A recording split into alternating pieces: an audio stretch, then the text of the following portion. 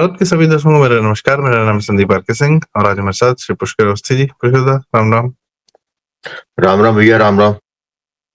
दर्शकों, आज का जो हमारा विषय है वह है पुतिन जी का भारत में आना। आप देखिए, पिछली बार जब पुतिन जी आए थे उसके 2 महीने बाद ही यूक्रेन का युद्ध शुरू हुआ था। तो शायद उन लोग को अंदाजा था कि क्या होने वाला है और एक अच्छी खासी मीटिंग यहाँ करके गए थे। वह भी दिसंबर का ही सब। इस बार फिर आए हैं और जिस प्रकार से उनका स्वागत मोदी जी ने किया है स्वयं एयरपोर्ट जाकर, और बड़ा इंटरेस्टिंग रहा कि जो गाड़ी थी वो टोयोटा की थी और जनरली जो हम देखते हैं कि रेंज रोवर नहीं था या बीएमडब्ल्यूज नहीं थे, इस प्रकार की गाड़ियां नहीं थी। तो ये भी एक सिंबॉलिक था कि भाई यूरोपियन गाड़ियां नहीं थी। तो छोटी छोटी चीजें हैं या मायने रखती हैं, और particularly when it comes to Modi और पुतिन के रिश्ते के बारे में, तो मतलब दिखता है कि दोस्ती है, पर्सनल दोस्ती है, कुछ पर्सनल इक्वेशंस दिखती हैं। तो पुष्कर था, क्या आप देखते हैं कारण पुतिन जी के यहाँ आने का, या यहाँ से कुछ होता हुआ भी दिखता है क्या आगे? जी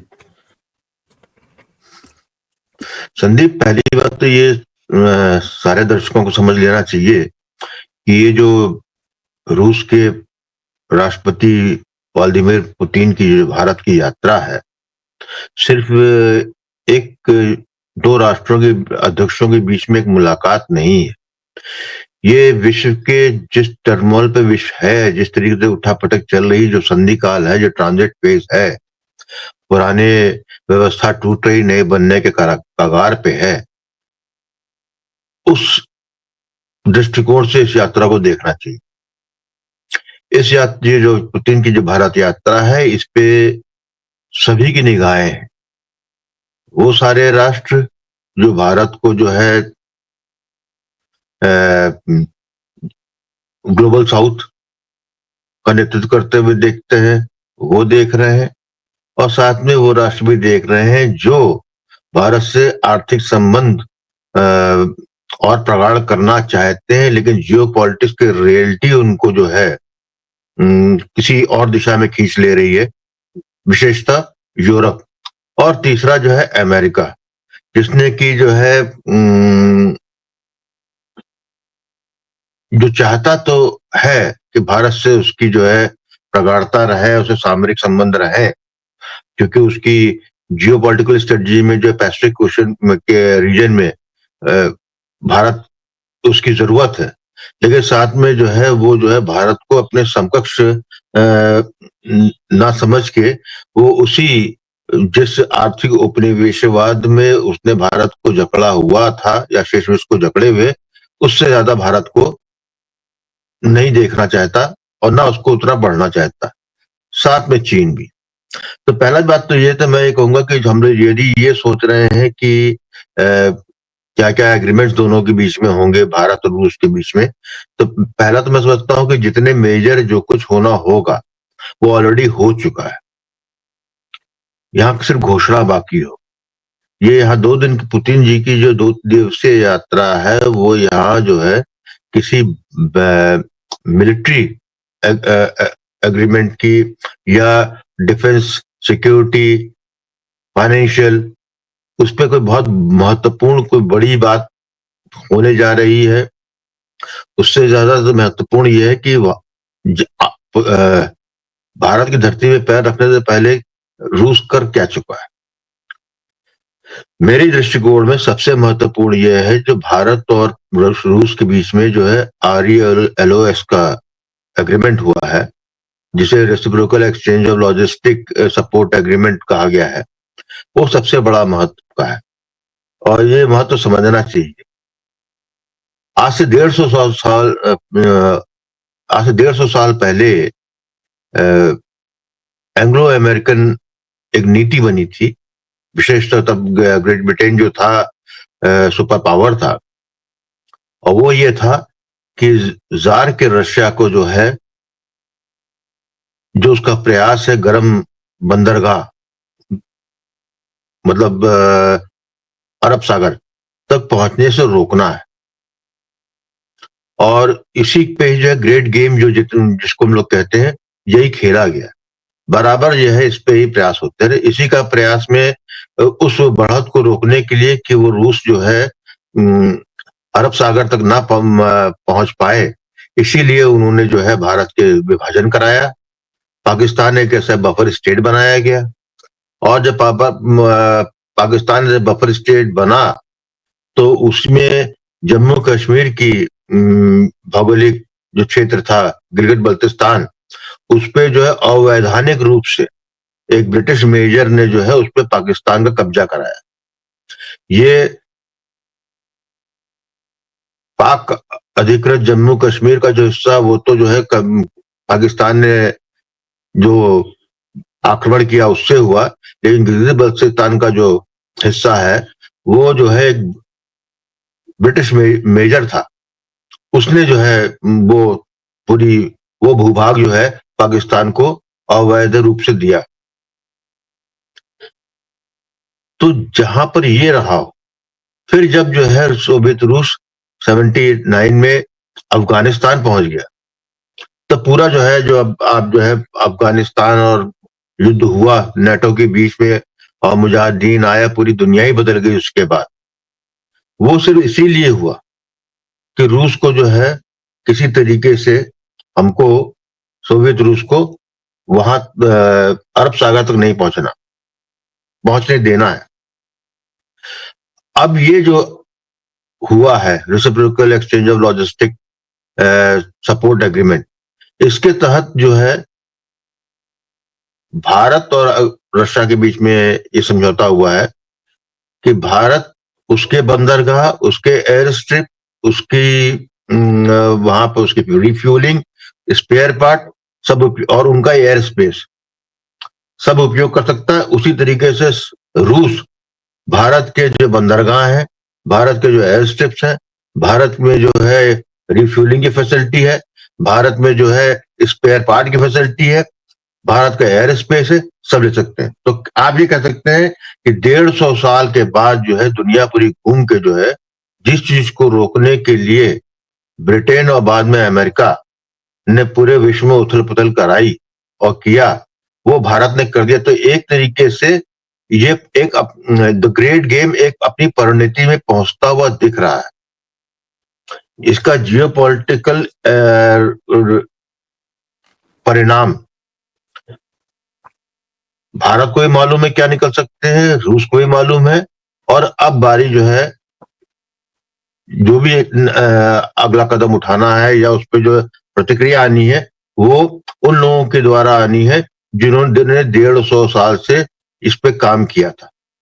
तो ये कह सकते हैं कि इट्स ग्रेट गेम प्रोमैक्स की शुरुआत है। पहला तो मैं ये कहूंगा। फिर यहाँ पे एक चीज ये भी स्पष्ट हो जाती है कि दोनों नेता ही, चाहे भारत के प्रधानमंत्री नरेंद्र मोदी हो, चाहे व्लादिमीर पुतिन हो, दोनों ही कॉन्फिडेंट हैं वर्तमान को और भविष्य को लेकर। ये कोई भविष्य की रणनीति से ज्यादा जो है भविष्य में क्या होने जा रहा है उसमें एक दूसरे को विश्वास में लिए जाने की मीटिंग है। उसका मेरे पास एक संदर्भ भी है। जितने ये आपके इकोनॉमिक्स और डिफेंस की जो डीले वीले होती हैं, उसमें आपके जो है मंत्री जाते हैं, आपके सचिव जाते हैं, वो सेकेंडरी होते हैं, वो अपना जो निटी ग्रिटीज होते हैं उसको जो है पहले ही बात कर लेते हैं और उस पर जो है सहमति बन जाती है। उसके बाद दो राष्ट्राध्यक्ष मिलते हैं। लेकिन जिस तरीके से 1-to-1 मीटिंग दो राष्ट्राध्यक्षों की, प्राइवेट में मुलाकात, वो ज्यादा महत्वपूर्ण हो जाती।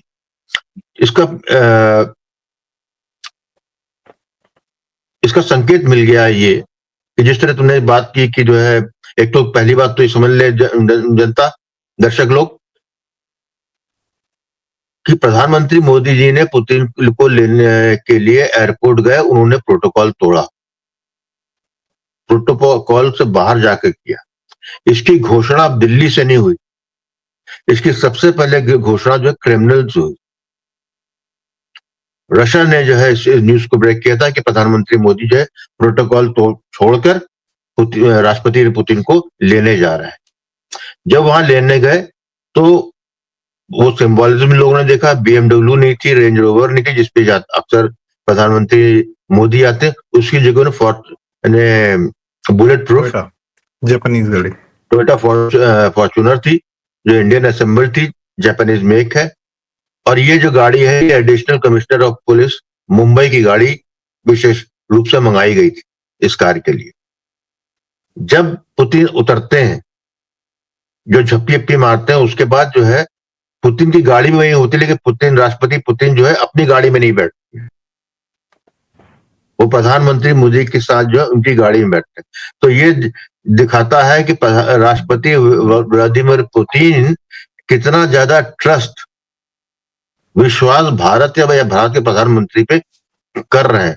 जो व्यक्ति किसी भी विश्वास नहीं करता, जो व्यक्ति जो है अपना टॉयलेट साथ लेके आता हो, जो व्यक्ति अपना जो है टेलीफोन एक्सचेंज साथ में लेके जाता हो, जो व्यक्ति मोबाइल बात ना करता हो, वो अपनी गाड़ी में ना बैठ के वो प्रधानमंत्री मोदी के संग बैठते हैं और उनके सीधे घर जाते हैं। पुतिन तो स्पाई प्रो मैक्स है ना, KGB से निकल के आए, वो भी 1975 में। तो इसके वहां पर दोनों रात्रि भोज करते हैं।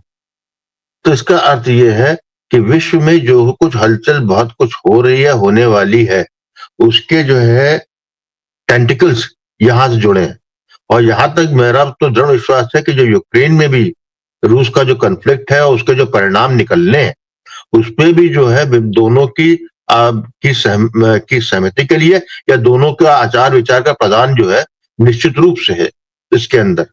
तो साथ में एक चीज और देखी कि वहां जो बिलबोर्ड लगे थे स्वागत के, वो या तो रूसी भाषा में थे या हिंदी में थे। तो यहाँ से ये बात, यहाँ से जो अभी कुछ दिन पहले जो प्रधानमंत्री मोदी जी ने कहा, मैकाले की मानसिकता से आप लोग बाहर निकलिए, तो ये उसका स्पष्ट रूप से प्रमाण जो है सामने दिख रहा है। अब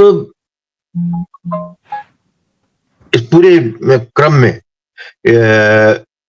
ये देखा जाए कि जैसे ही पुतिन के जहाज वहां से निकलता है, वहीं से जो है एक तरफ से भारत की तरफ से घोषणा होती है कि जो अमेरिका से जो हमारा बायलैटरल ट्रेड एग्रीमेंट होना था, वो बैक बर्नर में फिलहाल पड़ा हुआ है कि ये यात्रा ज्यादा महत्वपूर्ण। तभी समाचार आता है कि जो है अगले हफ्ते अमेरिका अपना डेलीगेशन जो है इसके लिए भारत भेजेगा।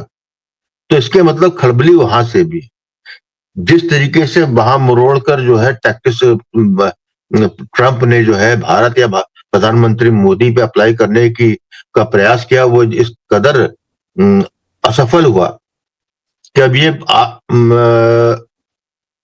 उस बायलैटरल ट्रेड की, जो कि पिछले साल भर से सुनते सुनते हम लोग थक गए कि अब हो रहा, और अमेरिका बार बार जो है टैरिफ की धमकी और अपने मन की बात मनवाने का प्रयास करता रहा, जिसको जो है एक सिरे से भारत नकारता रहा कि हम दबाव में नहीं आएंगे, भारत के हित के विरुद्ध हम कोई कार्य नहीं करेंगे। तो ऐसे संदर्भ में इस तरह की घोषणा ये स्पष्ट दिखाती है कि पुतिन और मोदी जी की बीच में जो मिलना है, उसके परिणाम आते हुए दिख रहे हैं। कुछ सुखद होंगे, कुछ जो है तकलीफ देने वाले भी होंगे, क्योंकि ये जियो पॉलिटिक्स है इसके अंदर जी। अब उसका सबसे पहले तो आपने ये देखा इस यात्रा का परिणाम आपको भारत से ही मिलना चालू हुआ। वो क्या मिलना चालू हुआ? जिस तरीके से राहुल गांधी रोए, जिस तरीके से राहुल गांधी ने विलाप किया, जिस तरीके से राहुल गांधी ने इस झूठ को चिल्ला के कहा कि मुझको मिलने नहीं दिया जा रहा है पुतिन से, मुझको जो है सरकार मुझसे डर रही है, तो इसकी पृष्ठभूमि समझ लीजिए। पहली तो यह है कि सबको अब तक तो सबको पता ही लग गया होगा कि ये कोई प्रोटोकॉल के अधीन मामला नहीं है। ऐसी कोई परंपरा जो है ये गंदी परंपरा गांधी परिवार से मिलने मिलाने की जो है नरसिम्हा राव के पीरियड में स्टार्ट हुई थी, जब सोनिया गांधी कुछ भी नहीं थी, उनसे उनको मिलवाया जाता था, मिलते या स्वयं जो दूसरे राष्ट्र फॉरेन के के डिग्निटरीज आते राष्ट्राध्यक्ष थे आते थे तो वो वो सोनिया मिलते थे। गांधी से भी मिलकर जाते थे, जबकि उस समय सांसद भी नहीं थी, कुछ नहीं थी वो। हाँ नहीं, वो इसलिए था कि वो उस वक्त उनको जितने शेष विश्व था उनके लिए गांधी परिवार ही जो है मेन पॉलिटिकल पिवट था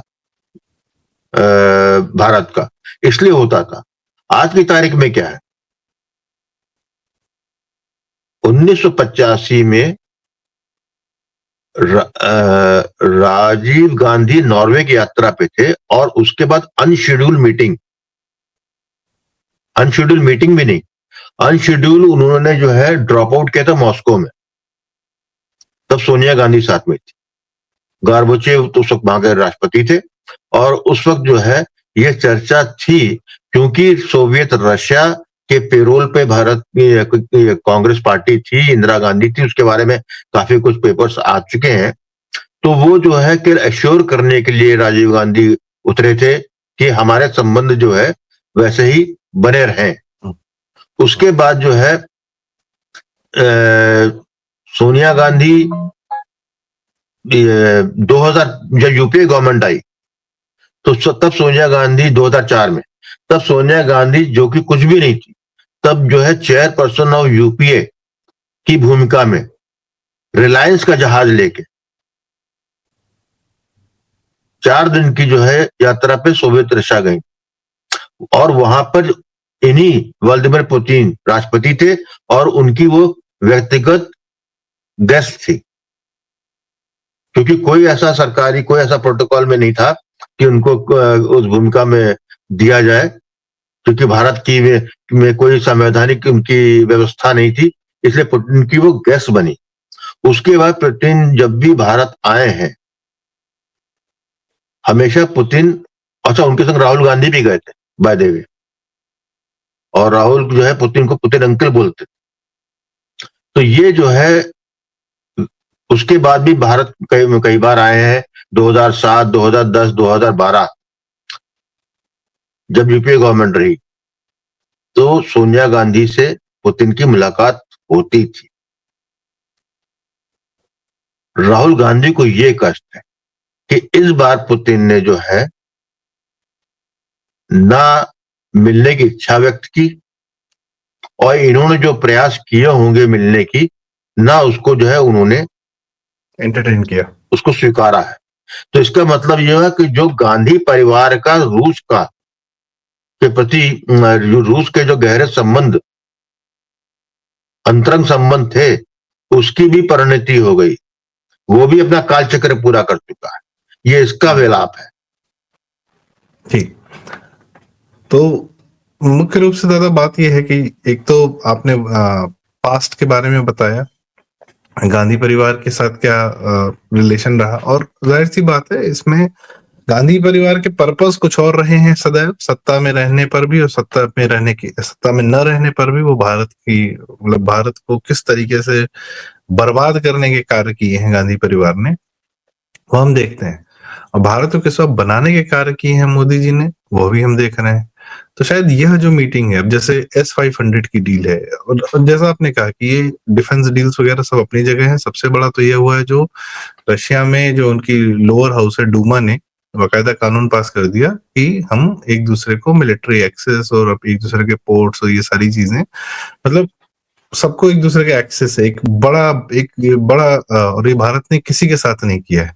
मतलब सोचिए अमेरिका क्या नहीं चाहता है कि हमारे डेयरी प्रोडक्ट्स इंडिया में आने दो और एग्रीकल्चर में मार्केट में हमें घुसने दो, सबको मना कर रखे, पर इस प्रकार का एक इतना बड़ा एक्सेस।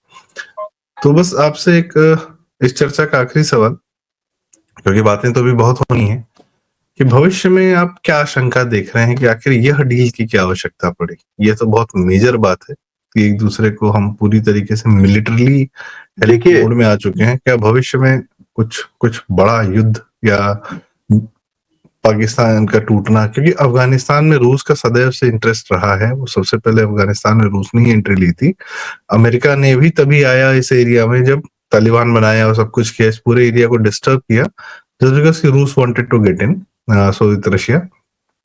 तो कैसे देखते हैं आप कि something else is going to happen. और पाकिस्तान तो जाहिर सी बात है इस बार ऑपरेशन सिंदूर में जो मार खाया है, 2 बड़े हथियार ब्रह्मोस, वो भी भारत और रूस का जॉइंट प्रोडक्शन है, और S-400 तो जाहिर सी बात है उसने कमाल ही कर दिया।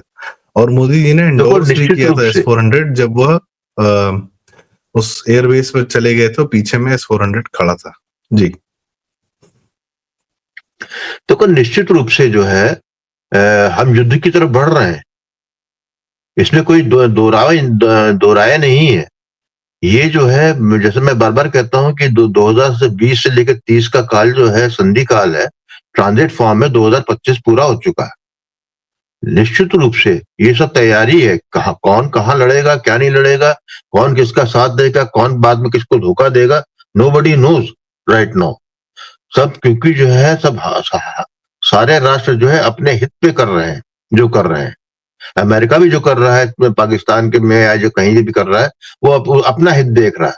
वो डूब रहा है, उसको डूबने से बचना है अपने को। जो अब तक जो 7 दशकों की उसकी जो सुप्रीमेसी थी, उसको बनाए रखना है।